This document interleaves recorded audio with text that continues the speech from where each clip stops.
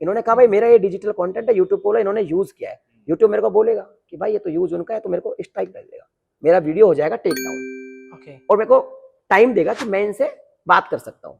अगर ये रिट्रैक्ट कर लेते हैं वापस तब तो ठीक है, और अगर ये रिट्रैक्ट नहीं करते हैं तो स्ट्राइक मेरे पास रहेगा, और 90 डेज में अगर 3 स्ट्राइक कंटिन्यू आता है सेम कॉपीराइट, तो फिर मेरे चैनल को टर्मिनेट किया जा सकता है।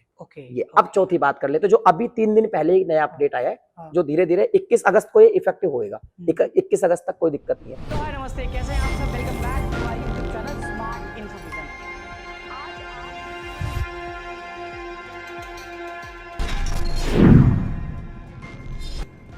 आज बहुत छोटी छोटी जानकारी आपको देंगे, लेकिन बहुत मोटी जानकारी है रिगार्डिंग यूट्यूब। आज साथ में है योगी सर।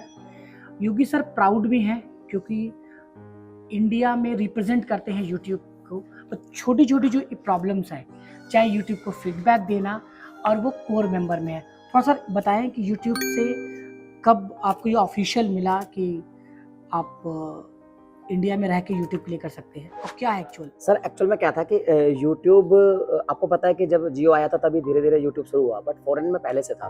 तो यूट्यूब का एक ऑफिशियल कंट्रीब्यूटर प्रोग्राम चलता है जो पहले इंडिया में था नहीं। 2021 में ये इंडिया में आया, और मुझे इसके बारे में नॉलेज भी नहीं थी कि ऐसा कोई प्रोग्राम भी होता है। और मेरे को वहाँ से मेल आया कि आपको हम कंट्रीब्यूटर चुन रहे हैं इंडिया में। तो मेरा भी सवाल था कंट्रीब्यूटर होता क्या है। तो फिर मेरे को क्या नई चीज़ें सीखने में बड़ा इंटरेस्ट रहता है, कुछ भी नई चीज़ मुझे मिलती है तो सीखता हूँ मैं। तो फिर मैंने बातचीत करना स्टार्ट किया उनसे, तो उन्होंने बताया हमारा कंट्रीब्यूटर प्रोग्राम होता है फॉरेन में पहले से, हम लोग इंडिया में अब स्टार्ट कर रहे हैं, और हिंदी कम्युनिटी काफ़ी बड़ी है। आपने देखा होगा पहले यूट्यूब क्रिएटर्स इंग्लिश में था, अभी यूट्यूब क्रिएटर्स इंडिया चैनल भी आया है, स्टार्ट हुआ। वो उसी वक्त ही हुआ था जब इंडिया में ये कंट्रीब्यूटर लॉन्च किया। तो 2021 में फर्स्ट कंट्रीब्यूटर मैं ही हूँ इंडिया में, और अभी अपन ने 2022 लास्ट दिसंबर में सिंगापुर में एशिया पैसिफिक में जो गूगल का समिट हुआ था, वहाँ पे इंडिया को रिप्रेजेंट किया था। ग्रेट। कंट्रीब्यूटर को क्या क्या पावर वैसे दिया जाता है? क्योंकि अगर यूट्यूब ने कोई प्रोग्राम लॉन्च किया है या सेक्शन एक बनाया है कि इंडिया में हिंदी ऑडियंस बहुत ज़्यादा है, इंडियन क्रिएटर्स बहुत ज़्यादा है, तो वहाँ बनाया जाए, तो क्या क्या पावर आपको? बेसिकली हमारा जो काम है वो ये है कि जितने भी क्रिएटर्स कम्युनिटी है इंडिया के अंदर, उनका सबसे पहले प्रॉब्लम हम सॉल्व करते हैं। जैसे आप गूगल का जो हेल्प फॉर्म है, वहाँ पे जब भी कोई अपना सवाल रेज करते हैं तो आपके जो आंसर्स हैं वो हम जैसे कंट्रीब्यूटर्स ही करते हैं। और उस प्रोग्राम को हम बोलते हैं प्रोडक्ट एक्सपर्ट। तो मैं प्रोडक्ट एक्सपर्ट भी हूँ और कंट्रीब्यूटर भी हूँ। मैं यूट्यूब प्रोडक्ट का हूँ। गूगल में बहुत सारे प्रोडक्ट है, जैसे फाइल्स बाय गूगल हो गया, गूगल मैप है। अब जैसे सर का सवाल मान लो गूगल मैप के रिलेटेड है, तो जो गूगल मैप्स के प्रोडक्ट एक्सपर्ट होंगे वो रिप्लाई करेंगे। यूट्यूब का होगा तो मैं रिप्लाई करूंगा। तो ये तो हो गया सर, आपका कोई भी क्वेश्चन आपने रेज किया, मैंने आपको फोरम पे रिप्लाई कर दिया। तो ये तो हो गया एज ए प्रोडक्ट एक्सपर्ट। अब बात करते हैं वीडियो कंट्रीब्यूटर की। तो वीडियो कंट्रीब्यूटर का ये है कि मैं आपको टेक्स्ट में रिप्लाई नहीं करूंगा, पहली बात तो मैं वीडियो में रिप्लाई करूंगा। या कोई भी अपडेट्स अगर इंडिया में आएगी, जैसे कोई भी अपकमिंग अपडेट्स होगी या कोई फीचर आने वाला होगा, तो जो भी फीचर आने वाला होगा उस पर कंट्रीब्यूटर्स का एक फीडबैक लिया जाता है। या गूगल या यूट्यूब पे कोई एक्सपेरिमेंट करना चाहता है किसी नए फीचर का, तो उस पर हम सहमति दे सकते हैं कि भाई ये है, किस तरह काम करेगा, हम लोगों से एक बात की जाती है। या कोई अपडेट मान लो आया है, अब इस अपडेट को क्रिएटर कम्युनिटी तक फैलाना है, तो अपडेट हमारे पास आएगा सबसे पहले, हम उस अपडेट को समझेंगे। हमारा कोई क्वेश्चन होगा तो हम वहाँ रेज करेंगे उस अपडेट को लेके। तो वहाँ की जो कोर मेंबर की टीम है, उनके जो टेक्निकल टीम है, वो हमको उस अपडेट को अच्छे से समझाएगी कि ये अपडेट इस तरीके से लॉन्च होगा, इस तरीके से काम करेगा, क्रिएटर कम्युनिटी को ये बेनिफिट पहुंचाएगा। फिर हम उसका वीडियो बना के हम आगे क्रिएटर कम्युनिटी तक उसको पहुंचाते हैं। ओके, सो अभी ना कॉपीराइट बड़ा सब्जेक्टिव मैटर है। कभी लोग सॉन्ग यूज़ कर लेते हैं या किसी वीडियो यूज़ कर लेते हैं, फोटो। तो कॉपीराइट दो टाइप से दिखता है, एक होता है स्ट्राइक, एक होता है कि कॉपीराइट हुआ है बट इफेक्टेड नहीं चैनल आपका। ये दोनों को मतलब क्या, अगर नॉट इफेक्टेड वाले कंटिन्यू लोग वीडियो डाले, फ्यूचर में क्या इफेक्ट हो सकता है, या उसकी रॉयल्टी ओनर को चला जाता है जो मेन ओनर है? देखिए इसमें ना एक्चुअली दो नहीं तीन चीज है। ठीक है। एक होता है कि हम किसी का फोटो, किसी का विजुअल्स यूज कर रहे हैं, और एक है हम किसी का ऐसा म्यूजिक यूज कर रहे हैं जिनको कंटेंट आईडी मिला हुआ है। तो जो कंटेंट आईडी मिला हुआ है वो तो ऑटोमेटिक सिस्टम है, ये कंटेंट आईडी जैसे मैच हुआ एल्गोरिथम उसे पकड़ लेगा कि ये म्यूजिक उस कंपनी का है। तो उसमें सीधी सी बात है कि आपको ऑटोमेटिक क्लेम मिल जाएगा। अब इससे आपके चैनल पे तो कोई इफेक्ट नहीं पड़ेगा, बट आपकी जो सारी की सारी अर्निंग है वो म्यूजिक ओनर को चली जाएगी। हालांकि अभी हम अपडेट पे बात कर रहे हैं क्रिएटर म्यूजिक पे, जो आने वाला भी इंडिया में लॉन्च नहीं हुआ, यूएस में हो चुका है, हमको उसके बारे में भी नॉलेज है। तो उसमें क्या होगा कि ये जो क्लेम दे रहा है, मतलब जो उसका कंटेंट आईडी है, जो ओरिजिनल म्यूजिक ओनर है, वो सब यहाँ पे क्रिएटर म्यूजिक पे थोड़ा बहुत कोलैब करेंगे। तो इसमें क्या होगा कि क्रिएटर बाय कर पाएगा किसी म्यूजिक को, तो ये अभी इंडिया में आना बाकी है, लेकिन अभी तक ये नहीं आया है। तो अभी तक तो यही है कि आपको क्लेम ही आएगा और रेवेन्यू वहां चला जाएगा। ये तो हो गया कॉपीराइट क्लेम, इससे आपके चैनल पे कोई इफेक्ट पड़ेगा नहीं। दूसरा आता है विजुअल्स की बात। अब विजुअल भी क्या, दो तरीके के हैं। एक तो है कॉपीराइट फ्री, आपका कोई वीडियो है, विजुअल है, तो आपने कहा ठीक है आप फ्री में यूज करो, मुझे कोई इशू नहीं है।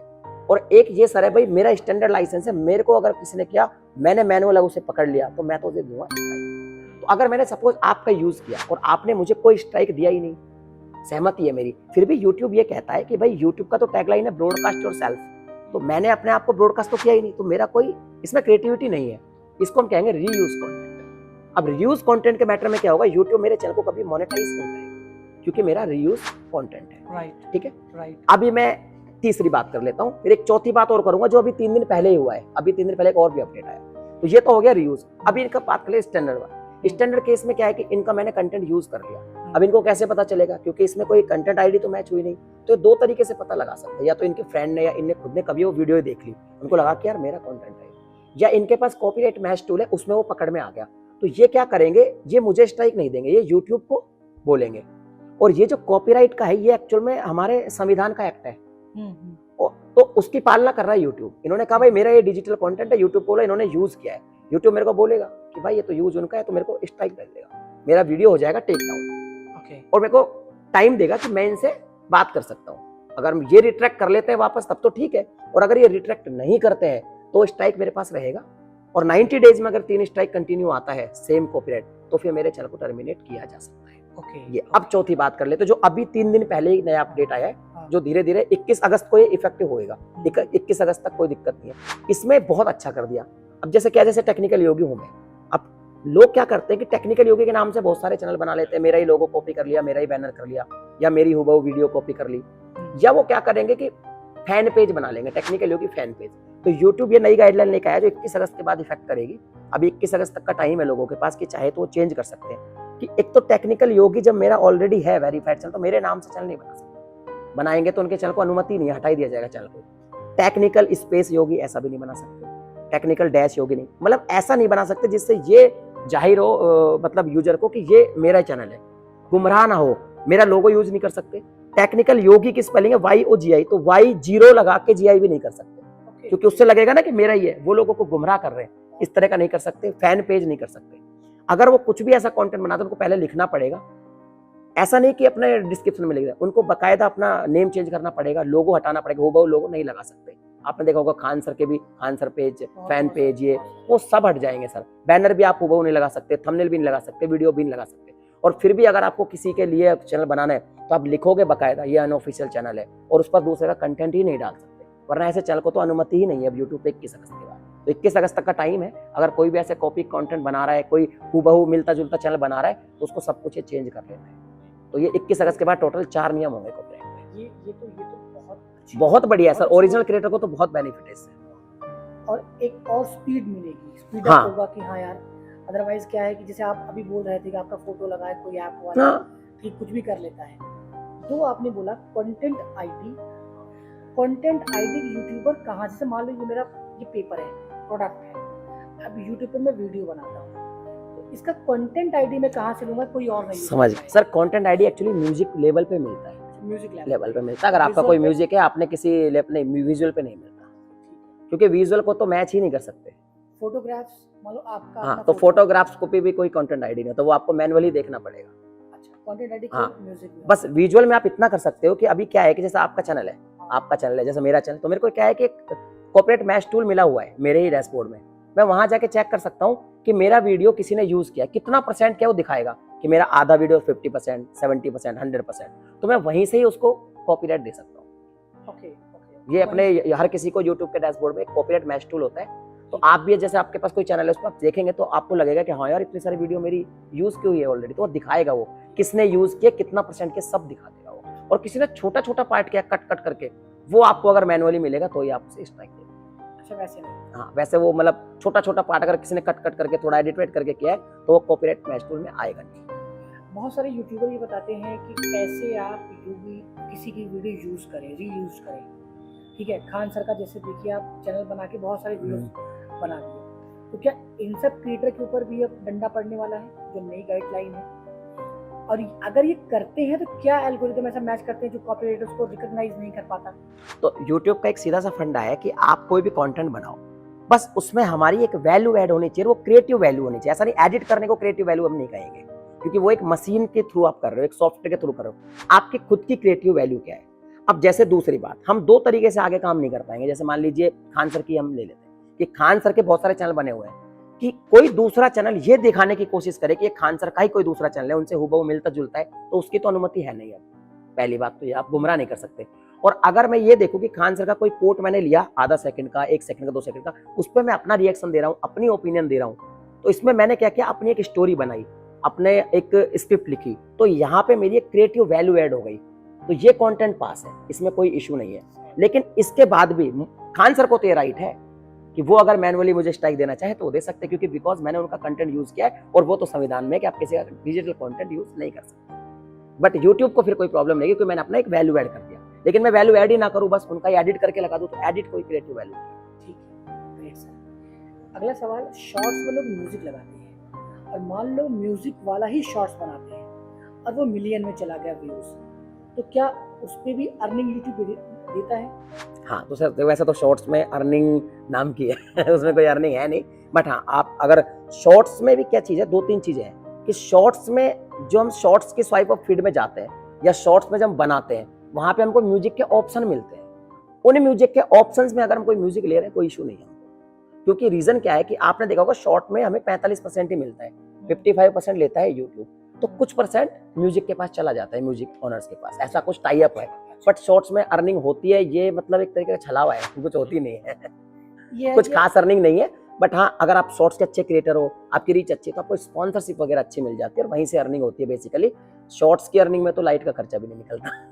ओके, शॉर्ट्स वीडियो से मान लो किसी वायरल हो कोई होता है या सब्सक्राइबर आता है, उसके बाद वो लॉन्ग वीडियो बनाना शुरू करता है, क्या यूट्यूब वैसे ही प्रमोट करता है जैसे उसका शॉर्ट प्रमोट करता है, या कंटेंट वहाँ मैटर करता है? बहुत अच्छा सवाल है ये बहुत कंफ्यूजन है। एक्चुअल में सर क्या है, यूट्यूब के एल्गोरिदम में एक ब्रिज सिस्टम है जो इन्होंने अभी डेवलप किया जब फरवरी में शॉर्ट मोनेटाइज हुआ। अब ब्रिज सिस्टम का मतलब ये है कि आपने देखा होगा कभी, जैसे आपने कोई कंटेंट सर्च किया यूट्यूब पे, तो आपको 2-3 वीडियो तो उससे रिलेटेड दिखाएगा, बाकी कुछ और भी दिखाएगा जो आपके इंटरेस्ट की है, भले वो सर्च नहीं किया। तो इसमें क्या ब्रिज सिस्टम ये है कि जैसे मान लीजिए आप मेरे शॉर्ट्स देखते हैं और मैं शॉर्ट्स हमेशा फाइनेंस के ही बनाता हूँ, हमेशा मैं फाइनेंस के ही बनाता हूँ, तो अब आपको जितनी भी फाइनेंस की वीडियो वो दिखाई जाएगी। अगर मैं लॉन्ग भी अब फाइनेंस का ही बनाऊंगा तो आपके लिए रिकमेंड होगा वो, क्योंकि ब्रिज सिस्टम ये है कि आप फाइनेंस देखते हो तो एल्गोरिदम काम करता है यूजर के इंटरेस्ट पे, ना कि चैनल टू चैनल। आपने मुझे सब्सक्राइब किया है नहीं किया डजेंट मैटर, बस आप मेरा कंटेंट देखते हो और आपका इंटरेस्ट है फाइनेंस का, तो अब मैं जब फाइनेंस का लॉन्ग वीडियो डालूंगा तो मेरा भी रिकमेंड करेगा, और अगर कोई और डालेगा फाइनेंस का तो वो भी रिकमेंड करेगा, बिकॉज उससे यूजर के इंटरेस्ट से मतलब है। यूट्यूब चाहता है कि यूजर ज्यादा से ज्यादा टाइम बिताए।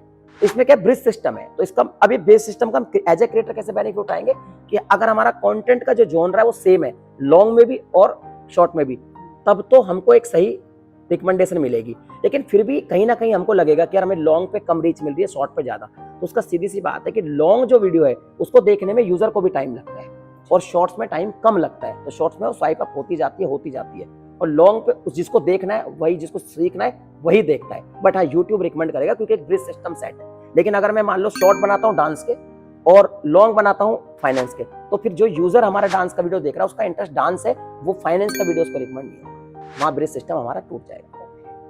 अच्छा, किसी ने वीडियो डाला, उसमें क्या है, browse feature, short feed, channel page, YouTube search वगैरह, अगर परसेंटेज ब्राउज फीचर का ज़्यादा है, ऐसा कौन सा पर्टिकुलर फीचर है जो ज़्यादा होने की वजह से वीडियो चलती है, ब्राउज फीचर से या शॉर्ट फीड से या सजेशन से या यूट्यूब सर्च से? देखिए सर, कंटेंट पे डिपेंड करता है। बहुत सारे मेरे चैनल पे जैसे मैं वीडियो देखता हूँ तो बहुत सारे ऐसे वीडियो जो सर्च से ही वायरल होते हैं। जैसे मान लीजिए आज की हम बात करें, जैसे अभी फाइनेंस की बात कर लेते हैं, अभी एक सपोज कोई नया क्रेडिट कार्ड लॉन्च हुआ, उसकी बहुत डिमांड है, जैसे एक्सिस का फ्लिपकार्ट क्रेडिट कार्ड बहुत पॉपुलर है, उसकी सर्च ही ज़्यादा है, तो उसको मैं डालूंगा भी तो मेरी ऑडियंस अगर कम भी देखेगी तो सर्च से बहुत चलेगा, बिकॉज उसकी पर्टिकुलर सर्च ज़्यादा है।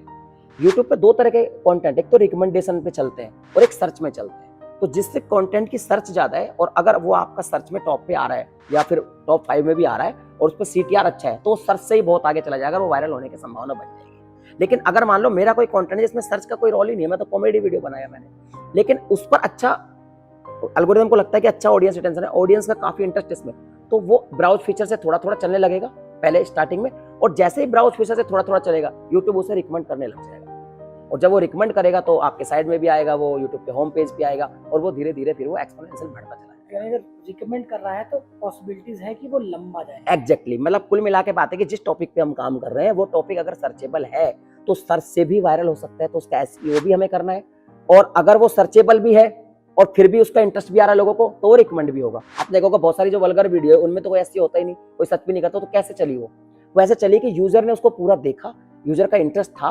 एल्गोरिदम को ये थोड़ी पता है कि ये वीडियो अच्छा है कि बेकार है, क्योंकि एल्गोरिदम तो मशीन है, उसको लगता है बस इस वीडियो में यूजर का इंटरेस्ट बहुत ले रहा है, तो बाकी लोगों के होम पेज पे भेजने लगा, उनके ब्राउज फीचर में भेजने लगा। अब एल्गोरिदम को लगा सबको पसंद आ रहा है वीडियो, तो वो रिकमेंड के हिसाब से वायरल होने लग गया।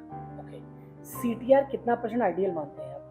देखो सर, सीटीआर पे भी डिपेंड करता है। अगर मान लो आपका वीडियो सर्च में जाता है तो आपका सीटीआर कम ही रहेगा।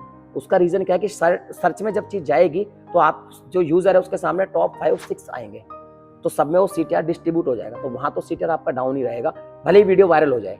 मैंने ऐसा भी देखा, मेरे चैनल पे एक वीडियो जिसका 2.3% सीटीआर था, लेकिन वो टॉपिक पे सर्च बहुत ज्यादा था और टॉपिक पे डिमांड बहुत ज्यादा थी और सर्चिंग इतनी ज्यादा थी और कंपटीशन था ही नहीं, किसी ने वीडियो ही नहीं बना रखा था, और मैंने भी ऐसा ही बना दिया था, लेकिन क्योंकि उसका सर्च बहुत ज्यादा था तो वो 2.1 पे भी वायरल हो गया और धीरे धीरे उसका सीटीआर 17 पे पहुंच गया ऑटोमेटिक। आपने टॉपिक आइडेंटिफाई कैसे किया कि इसमें कंपटीशन भी? ऐसे ही बना दिया मैंने, और उस पर कोई व्यूज, हाँ बस ऐसे ही। एक्चुअल में क्या था कि वो लैपटॉप रिसेट करने पे था, मैं खुद लैपटॉप रिसेट करता था बार बार, तो लोग मुझसे बहुत पूछते थे यार तू लैपटॉप रिसेट कैसे करता है, तो मैंने सोचा चलो एक वीडियो बना के यूट्यूब पे डाल दे, यही बता देंगे लोगों को। लेकिन क्या हुआ, मैंने जब देखा कि ये तो अचानक से वायरल होने लगा है, तब मैंने उसका पूरा एनालिटिक देखा तो मुझे समझ में आया कि इसके तो सर्च ज्यादा है। उसके बाद मैंने उस कीवर्ड का पूरा जब देखा, निकाला पूरा हिसाब किताब, तो मैं समझा ओ माय गॉड, तो सर्चिंग टॉपिक पर वीडियो बन गया कुदरती, उसका सीटीआर बढ़ गया ऑटोमेटिक। तो सर्च में सीटीआर थोड़ा डाउन, लेकिन जो ब्राउज फीचर है उसमें सीटीआर बढ़ा हुआ मिलेगा। उसका रीजन क्या है, क्योंकि ब्राउज फीचर बहुत जल्दी जल्दी काम करता है। 100 लोगों को दिखाया, एल्गोरिथम को लगा रहे वाह 1000 को दिखा दिया, अरे वाह अच्छा रिस्पॉन्स मिल रहा है, 1 लाख को दिखा दिया, तो उसमें जल्दी जल्दी वो बूम चल रहा है एकदम। लेकिन सर्च में धीरे धीरे चलती है चीजें, तो सर्च में सीटीआर थोड़ा कम मिलेगा। वैसे आइडियल सीटीआर आपका 15 से 20 भी रहे कोई दिक्कत नहीं है, 10 भी काफी अच्छा सीटीआर है। 10 से डाउन जो है वो तो फिर समझो बेकार है, अपने को 15 के आसपास रखना चाहिए। मैंने जो देखा है कि वीडियो जो ज्यादा चलती है उनकी 15 के आसपास सीटीआर रहता है, अगर वो ब्राउज फीचर से चलती है, रिकमेंड से चलती है। लेकिन अगर सर्च से कोई चीज चलती है तो उसका 5-6 भी सीटीआर है, 7-8 भी है, लेकिन उसका टॉपिक की डिमांड बहुत है और कंपटीशन कम है, तो 5-6 सीटीआर पे भी चलने लगेगी धीरे धीरे, और बाद में उसका सीटीआर इंक्रीज हो जाएगा।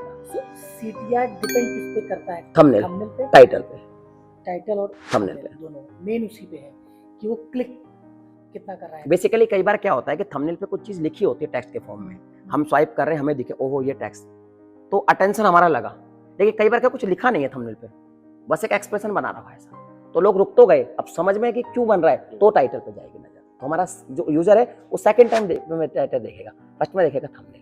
तो अब आपके ऊपर है कि आप थंबनेल कैसा बनाते हो, टाइटल के, दोनों का जो कॉम्बिनेशन है ना वो बढ़िया होना चाहिए। बेसिकली आज अगर एसईओ की बात करें तो टाइटल और थंबनेल, ये टैक्स तो कुछ काम करते नहीं ज्यादा, मतलब रिसर्च का पार्ट है ये, मतलब हाँ मतलब आप रिसर्च करें। बेसिकली मैं इसको ह्यूमन साइकोलॉजी का पार्ट बोलूंगा कि आपकी साइकोलॉजी कैसे, कि लोग कैसे सोचते हैं, सिंपल सा फंडा।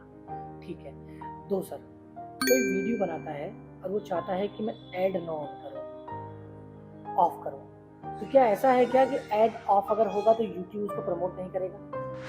नहीं ऐसा नहीं है, उसमें चीज ये है सर कि मान लीजिए कि मैं अपनी वीडियो को मोनेटाइज ही ना कराऊं, सपोज, एक तो ये हुआ मैंने अपने चैनल को मोनेटाइज ही नहीं कराया, अप्लाई किया ही नहीं, तो भी यूट्यूब उस पर ऐड चलाएगा और पैसे यूट्यूब रख लेगा। अब अगर मैंने मान लीजिए मोनेटाइज तो करा लिया और मैंने वीडियो का मोनेटाइजेशन बंद कर दिया, तो अब उस पर यूट्यूब ऐड नहीं चला सकता, क्योंकि मेरा चैनल मोनेटाइज है तो मुझे राइट से उस पर ऐड चलाने का, और मैंने ऐड बंद कर दिया तो यूट्यूब से रिकमेंड करेगा, नो प्रॉब्लम। मतलब ऐसा तो नहीं कि मतलब पार्शियली नहीं ऐसा कुछ नहीं, ऐसा कुछ भी नहीं। ऐड नहीं तो मैं, अगर ऐसा होता तो फिर संदीप माहेश्वरी जी की वीडियो क्यों वायरल, वो तो ऐड बंद रखते हैं। उन्होंने तो मोनेटाइज कराया ही नहीं। नहीं मोनेटाइज करा के बंद कर दिया ना ऐड उन्होंने। नहीं मैं कह रहा हूँ जैसे वीडियो हम एक अपलोड कर रहे हैं उसी पे ऑफ कर दिया, मुझे ऐड नहीं दिखाना है। सर अब मैं थोड़ा, पता नहीं ये कहना सही रहेगा नहीं कैमरे के सामने, लेकिन मैं बता देता हूँ, मैं कंपनी का नाम नहीं लूंगा, वो शायद सही नहीं रहेगा, बट मार्केट में मैंने ऐसे ऐसे कैंपेन देखे जो होते हैं, जैसे एक कंपनी है सपोज एक्स, दूसरी वाई कंपनी है, दोनों कंपटीटर है, दोनों सेम टाइम पे प्रोडक्ट लॉन्च करती है,